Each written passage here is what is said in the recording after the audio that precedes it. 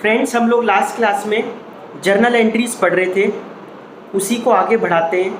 अभी तो ये टॉपिक बहुत लंबा चलेगा, बट आई होप आपको बहुत इंटरेस्टिंग लग रहा होगा। ये सच में अगर आप लोग इसको अच्छे से करोगे तो ये इंटरेस्टिंग टॉपिक है। अकाउंट्स वैसे भी बहुत इंटरेस्टिंग है और इसमें 100 स्कोर कर सकते हो आप लोग आराम से। ठीक है, जर्नल एंट्रीज में हम लोगों ने रूल जो पढ़ा है एक बार उसको रिवाइज करते हैं। सबसे पहले असेट एंड एक्सपेंसेस अगर बढ़ेंगे तो डेबिट, घटेंगे तो क्रेडिट। लाइबिलिटी कैपिटल रेवेन्यू अगर बढ़ेगी तो क्रेडिट और अगर कम होंगे तो डेबिट। समझ में आ गया? ये रूल याद रखते हुए आपको, अच्छा कईयों के डाउट आए थे कि भैया दो अकाउंट कौन से इन्वॉल्व है, इसमें दिक्कत होती है सोचने में। आप लोग अकाउंटिंग इक्वेशन में चले जाया करो, अकाउंटिंग इक्वेशन में सोचा करो दो अकाउंट कौन से इन्वॉल्व है। अकाउंटिंग इक्वेशन तो आपको बच्चे से आगे ना, उसके हिसाब से सोच लो कौन से दो अकाउंट इन्वॉल्व है, वो यहाँ पर लिख दो। अकाउंटिंग इक्वेशन और इसमें सेम तो है, थोड़ा बहुत ही तो फ़र्क है कि वहाँ पर जो परचेज और सेल होती है उसको वो स्टॉक बोल देता है, यहाँ पर परचेज अलग होती है, सेल अलग होती है। वहाँ पर डेटर और क्रेडिटर ही लिखते हैं, यहाँ पर डेटर और क्रेडिटर के नाम लिखने पड़ते हैं। ठीक है, यही सारे फ़र्क हैं, उसको ध्यान में रखते हुए बस ये याद रखना है अकाउंट्स 5 पार्ट में डिवाइडेड है, असेट, लाइबिलिटी, कैपिटल, रेवेन्यू और एक्सपेंसेस। ठीक है, अब मैं जो आज क्वेश्चन करवा रहा हूँ आप लोगों को, 2 क्वेश्चन है। एक क्वेश्चन मैं आपको पूरा डिस्कस कर रहा हूँ, उस क्वेश्चन की मैंने कुछ एंट्रीज करी भी हुई है यहाँ पर। फिर भी मैं आप लोगों को एक ऑप्शन दे रहा हूँ, अगर आप लोग चाहो तो अभी भी इस मेथड को, इस फॉर्मेट को मत फॉलो करो, आप पुराने मेथड से ही करो।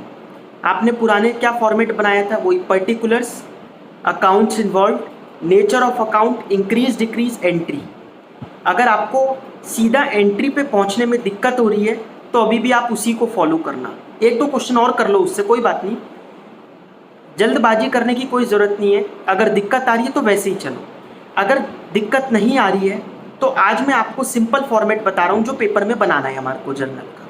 ठीक है, जर्नल में का जो फॉर्मेट बनता है उसके हिसाब से आज हम एक क्वेश्चन करेंगे। सबसे पहले मैं क्वेश्चन डिस्कस कर लेता हूँ। Generalized the following transactions of Rakesh agencies Delhi, proprietor है श्री राकेश। ये जर्नल एंट्रीज गिवन है आप लोगों को पूरी। इसमें मैंने कुछ एंट्रीज, क्योंकि फॉर्मेट आपको पता नहीं था इसलिए करके दिखाने के लिए मैंने इसमें से कुछ एंट्रीज आपको उस फॉर्मेट में कर दिखा दी कि कैसे करनी है। फिर भी अगर इस फॉर्मेट में अभी दिक्कत हो रही हो आप पुराने फॉर्मेट से ही कर लेना। 2 क्वेश्चन है ये, एक क्वेश्चन मैं आपको यहाँ डिस्कस कर रहा हूँ, एक और दूंगा। ये 2 क्वेश्चन आप लोगों को सॉल्व करने हैं जर्नल एंट्रीज के, इसके आंसर आपको मुझे भेजने हैं। ठीक है, देखिए पहली एंट्री जनवरी 1, 2019 की है ये सारी entries. Rakesh commences business with cash ₹50,000। Rakesh ने बिजनेस कमेंस किया ₹50,000 के साथ। ठीक है, जर्नल का फॉर्मेट देखो। अब आप जर्नल का फॉर्मेट क्या होता है, ये है एक्चुअल फॉर्मेट जो आपको पेपर में बनाना पड़ेगा। पहले कॉलम में डेट, नेक्स्ट में पर्टिकुलर्स, फिर एक बहुत छोटा सा कॉलम बनाना है, उसमें कुछ लिखना नहीं है, उसमें कुछ भी नहीं लिखना होता मैं, इसलिए जितना छोटा हो जाए उतना छोटा बनाना, क्योंकि ये तो एक तरीके का जस्ट फॉर्मेट है। क्या लिखा है इसमें, LF क्या होता है, लेजर फोलियो। लेजर फोलियो, अगले कॉलम में डेबिट और उससे नेक्स्ट कॉलम में, लास्ट कॉलम में क्रेडिट। डेट तो आपको पता है, जो डेट दे रखी होगी वो हो जाएगी। पर्टिकुलर्स में जर्नल एंट्री जो पास करोगे वो लिख दोगे। ये LF क्या है, LF इसके बाद जर्नल के बाद एक चैप्टर आएगा लेजर, वहाँ पर काम आएगा। जर्नल के बाद ना लेजर बनाना होता है, तो हम यहाँ ये लिखते हैं कि लेजर कौन से पेज पर बना है इसका। हम नहीं, जो अकाउंटेंट्स होते हैं ना एक्चुअल, वो लिखते हैं। हम लोगों को तो बस 11th में ये कहा जाता है आप ये कॉलम बनाकर छोड़ दो, खाली छोड़ दो इसको, हम लोग इसका यूज़ नहीं करेंगे 11th क्लास में। ठीक है, लेकिन बनाना ज़रूर पड़ेगा इसको। नेक्स्ट में डेबिट, फिर क्रेडिट। अब एंट्रीज करना शुरू करते हैं। एंट्रीज करने से पहले मैं आप लोगों को एक 2-3 एंट्रीज बता देता हूँ जो इम्पॉर्टेंट है। देखो, मुझे आपको 20-25 जर्नल एंट्रीज का एक पूरा का पूरा असाइनमेंट देना है। असाइनमेंट क्या है, वो एक तरीके के नोट्स हैं जिसमें आपको सारी जर्नल एंट्रीज लिखी हुई मिलेंगी। वो मैं आपको हार्ड कॉपी भी दे दूँगा जब आप हमारी face to face classes start होगी। उसमें कुछ इंपॉर्टेंट जर्नल एंट्रीज लिख रखी है, लेकिन उनमें से कुछ एंट्रीज अभी आनी स्टार्ट हो जाएगी, तो मैं धीरे धीरे करके उनको डिस्कस कर रहा हूँ। एक साथ 25 एंट्रीज डिस्कस करेंगे, एक भी एंट्री समझ में नहीं आएगी। धीरे धीरे कुछ एंट्रीज डिस्कस कर लेते हैं। सबसे पहले मैं डिस्कस करता हूँ, देखो बैंक अकाउंट 3 तरीके से खुलते हैं। बैंक अकाउंट जो खुलते हैं वो 3 तरीके के होते हैं। एक होता है करंट अकाउंट, एक होता है सेविंग अकाउंट। जब आप बैंक में जाके अपना खाता खुलवाते हो ना, अकाउंट खुलवाते हो, तो वो 3 तरीके के होते हैं। एक होता है करंट अकाउंट, एक सेविंग अकाउंट, तीसरा होता है फिक्स डिपॉजिट, एफडी करवाना। एफडी सुना भी होगा आपने वर्ड कि एफडी करवा रखी है उसने। तो fix deposit, current account, saving account और फिक्स डिपॉजिट, तीनों में क्या फ़र्क है? सेविंग अकाउंट होता है पर्सनल अकाउंट, ये याद रखना बात को। सेविंग अकाउंट होता है पर्सनल अकाउंट, घर के लिए होता है। इसमें इंटरेस्ट जो होता है वो सबसे ज़्यादा मिलता है। इंटरेस्ट इसमें ज़्यादा मिलता है। किससे ज़्यादा मिलता है? करंट अकाउंट से। अभी मैं करंट और सेविंग के बारे में डिस्कस करता हूँ, आपसे एफडी के बारे में डिस्कस नहीं कर रहा। करंट और सेविंग में ये फ़र्क है कि सेविंग अकाउंट पर्सनल होता है और इसमें इंटरेस्ट ज़्यादा मिलता है, लेकिन इसमें एक लिमिटेशन है कि आप ट्रांजेक्शन्स ज़्यादा नहीं कर सकते। कुछ ट्रांजेक्शन्स की एक लिमिट होती है कि आप महीने में 20 से ज़्यादा ट्रांजेक्शन नहीं कर सकते। ट्रांजेक्शन क्या होती है? मतलब किसी के पैसे आना जाना, किसी का इसके अगेंस्ट चेक काट कर किसी को देना, तो बहुत ज़्यादा नहीं कर सकते। कुछ अलग अलग बैंक का अलग अलग रूल होता है कि 20 ट्रांजेक्शन कर सकते हो, 25 कर सकते हो, 30 कर सकते हो। ये होता है सेविंग अकाउंट। दूसरा होता है current account. Current account business का अकाउंट कहलाता है। जो लोग भी बिजनेस कर रहे हैं उनके जो अकाउंट खुले हुए हैं बैंक में, बिजनेस वाले अकाउंट, एक तो उनका खुद का खुला होगा पर्सनल अकाउंट, वो तो सेविंग वाला होता है, लेकिन जो बिजनेस के अकाउंट होते हैं वो करंट अकाउंट होते हैं। उसमें क्या फ़ायदा होता है? उसमें आप अनलिमिटेड ट्रांजैक्शन कर सकते हो। पूरे दिन में जितने मर्जी चेक काटते रहो, कितना मर्जी बैंक को परेशान करते रहो। चेक काटने से क्या होगा? आपके अकाउंट में से पैसा कटेगा ना। जैसे आपके बहुत सारे क्रेडिटर्स हैं, आप उनको खूब चेक काट के देते रहो, आपके अकाउंट में पैसा होगा तो बैंक वाले वो सब ऑनर करते रहेंगे, सब पेमेंट करते रहेंगे। लेकिन इसमें रेट ऑफ इंटरेस्ट कम मिलता है। ठीक है, तो सबके अपने फ़ायदे होते हैं, अपने नुकसान होते हैं। अब आप कहोगे फिर तो सेविंग ही खुलवाना चाहिए, इसमें वो रेट ऑफ इंटरेस्ट ज़्यादा मिलता है। बात इंटरेस्ट की नहीं है, उसमें ट्रांजैक्शन भी तो कम कर पाते हैं हम लोग। ठीक है, तो अब आप लोगों ने याद कर लिया होगा, सेविंग अकाउंट पर्सनल होता है और करंट अकाउंट किसका होता है? बिजनेस का। अब क्या आता है, हमारे पास एक जर्नल एंट्री आती है कि amount transferred from saving account to current account. ये बहुत मिलेगी आपको यहाँ पर। मैं आज पहली जर्नल एंट्री आप लोगों के साथ डिस्कस कर रहा हूँ इस पूरे नोट्स में से। हमने सेविंग में से पर्सनल में करंट में पैसा ट्रांसफ़र किया। मतलब क्या है इसका? इसका मतलब घर का पैसा कहाँ ले आए? बिजनेस में। सीधी बात यही ना, सेविंग पर्सनल था, करंट बिजनेस का था, तो पर्सनल से पैसा कहाँ ट्रांसफ़र कर दिया? बिजनेस में। तो जब घर से पैसा बिजनेस में लेके आते तो उसको तो कैपिटल बोलते हैं। ठीक है, तो ये एक तरीके का है, क्या है? कैपिटल लेके आ रहा है ओनर। और कैसे लेके आ रहा है? कैश में या चेक से? पैसा बैंक में लेके आ रहा है तो बैंक बढ़ेगा। बैंक अकाउंट क्या होता है? असेट। असेट बढ़ते हैं तो क्या होते हैं? डेबिट। कैपिटल भी बढ़ेगी, कैपिटल बढ़ती है तो क्या होती है? क्रेडिट। जर्नल एंट्री बन गई bank account debit to capital account. क्या जर्नल एंट्री बन गई? Bank account debit to capital account. समझ में आ गई ये जर्नल एंट्री? जो भी अमाउंट दे रखा होगा वो उसके आगे लिख दिया जाएगा। इसका उल्टा हो कि हमने करंट अकाउंट से पैसा ट्रांसफ़र कर दिया सेविंग अकाउंट में। Amount transferred from current account to saving account, मतलब बिजनेस से पैसा घर के अकाउंट में ट्रांसफ़र कर दिया। तो जब बिजनेस से पैसा घर के अकाउंट में ट्रांसफ़र करेंगे तो ये एक तरीके की ड्राइंग्स है। ड्राइंग्स आप लोगों ने पढ़ा हुआ ना, पर्सनल पर्पस के लिए पैसा निकालना। तो ये पैसा ही तो निकाल लिया इसने। बिजनेस से पैसा कहाँ ले गया? अपने पर्सनल अकाउंट में। तो पैसा क्या निकाल लिया? पर्सनल पर्पस के लिए। ये क्या कहलाएगा? ड्राइंग्स। और बिजनेस के पैसे कम हो गए।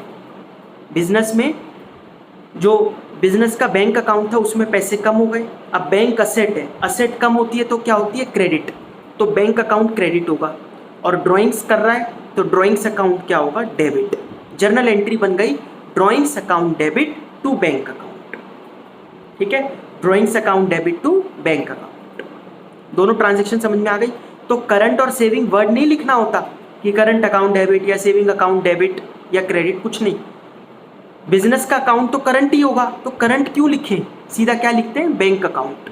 समझ में आ गया। इसलिए पढ़ाइए मैंने आपको ये ट्रांजेक्शन, क्योंकि कभी आप गलती से कोई करंट अकाउंट मत लिख देना, कोई सेविंग मत लिख देना। सेविंग वर्ड आए तो इसका मतलब पर्सनल है, और बिजनेस में पैसा लेके आए तो मतलब कैपिटल लेके आ रहा है।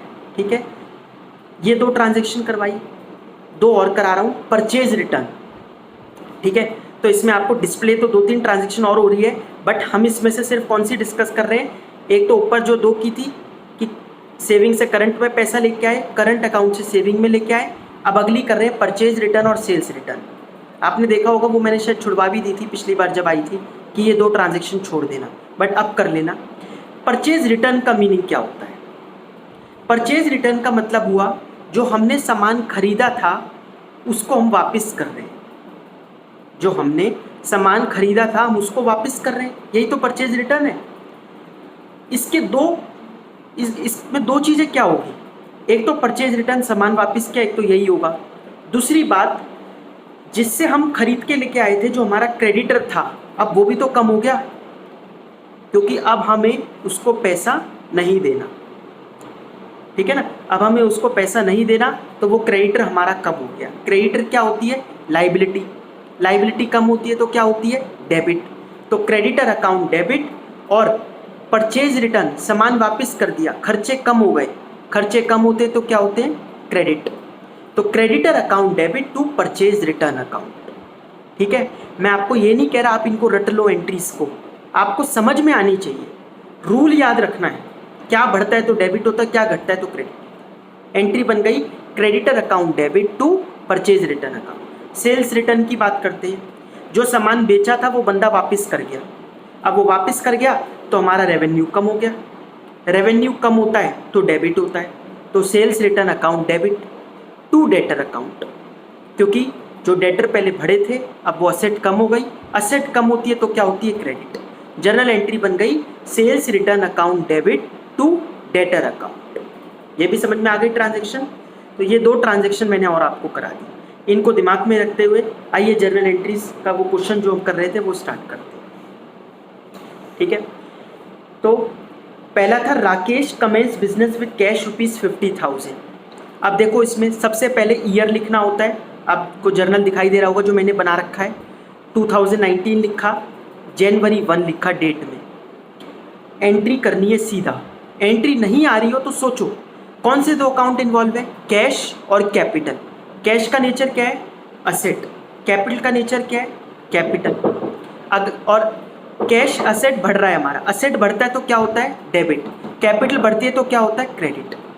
तो असेट कैश बढ़ रहा है तो cash account debit to capital account. Cash account debit 50,000 to capital account ₹50,000। Narration लिख देंगे being business started with cash.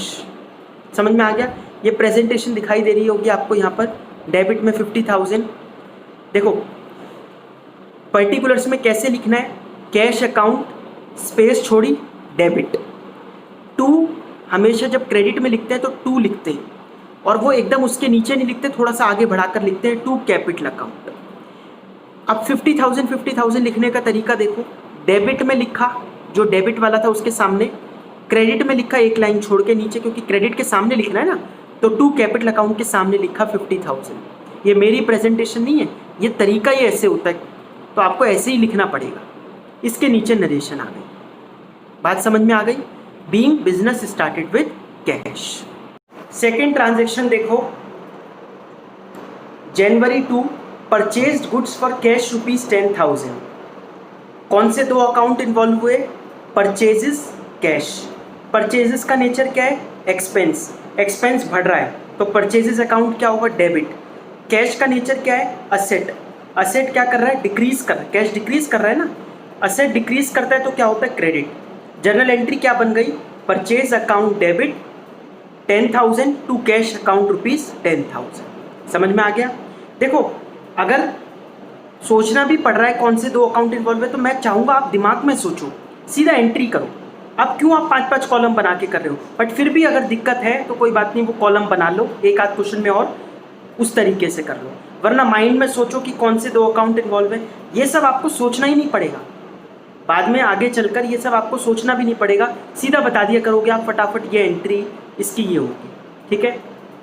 Next, January 5, purchase goods from Mohan Delhi ₹6000। Goods खरीदे मोहन से।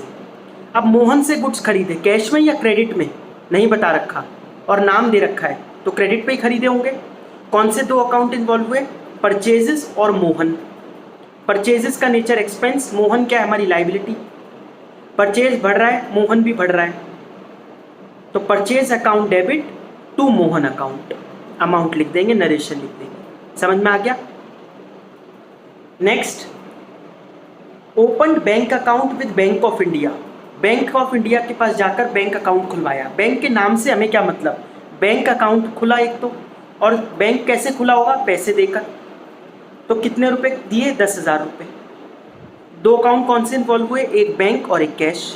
दोनों क्या है, असेट, लेकिन बैंक इंक्रीज कर रहा है, कैश डिक्रीज कर रहा है, तो bank account debit to cash account, ठीक है।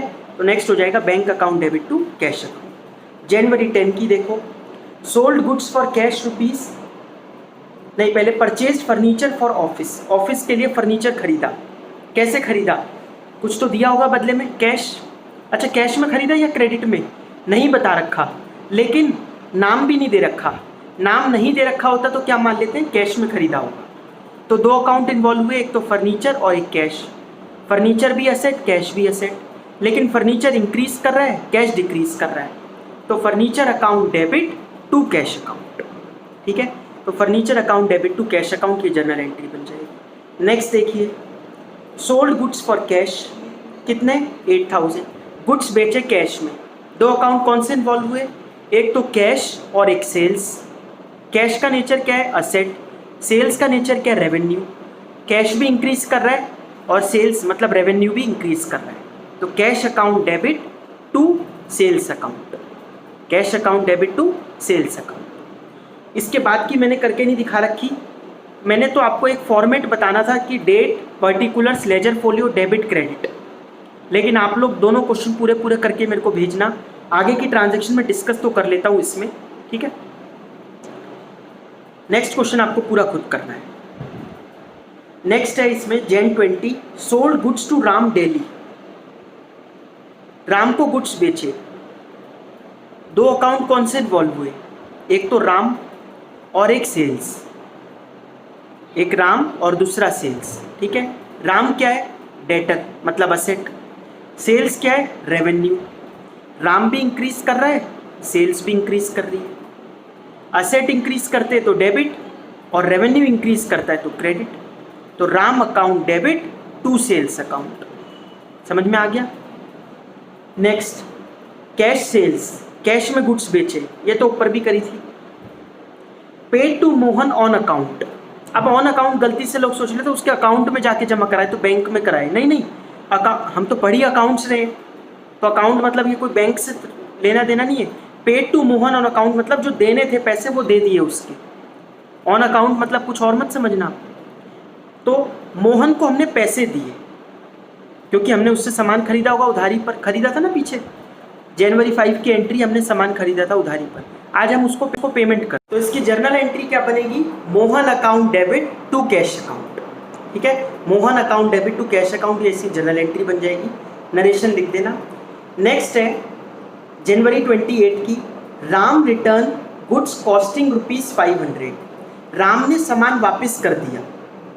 अब राम ने गुड्स रिटर्न करे हमारे, ध्यान से सुनना, अगर राम ने हमारे गुड्स रिटर्न कर दिए तो ये क्या हो गया, सेल्स रिटर्न। सेल्स रिटर्न और दूसरा अकाउंट कौन सा इन्वॉल्व होगा, राम। सेल्स रिटर्न, रेवेन्यू कम हो रहा है हमारा, तो क्या होगा, debit. Sales return account debit to Ram account. Ram हमारा असेट था, डेटर था ना, लेकिन अब वो सामान वापस कर गया तो अब उससे पैसा कम आना है, तो डेटर हमारे कम हो गए, असेट कम हो गए, तो क्रेडिट हो गया, ठीक है। तो sales return account debit to Ram account. Paid salaries, salary pay करी। दो अकाउंट कौन से इन्वॉल्व हुए, सैलरी और कैश। सैलरी का नेचर एक्सपेंस, कैश का नेचर असेट। सैलरी बढ़ रही है, खर्चे बढ़ रहे हैं, तो डेबिट होगा, salary account debit to cash account. Salary account debit to cash account. Last transaction है rejected and return 10% of goods supplied by Mohan. जो मोहन ने गुड्स सप्लाई किए थे उसका 10% हमने वापस कर दिया। मोहन ने गुड्स सप्लाई किए थे जनवरी 5 को, कितने के करे थे? थर्ड ट्रांजैक्शन दे रखी है 6000 की, परचेज गुड्स फ्रॉम मोहन था ना 6000। अब उसमें से 10% हमने वापस कर दिया। 6000 का 10% कितना होता है? 600, वो हम वापस कर रहे हैं। जब हम वापस करेंगे तो परचेज रिटर्न हो गया। दो अकाउंट कौन से इन्वॉल्व हुए? एक तो परचेज रिटर्न, एक मोहन।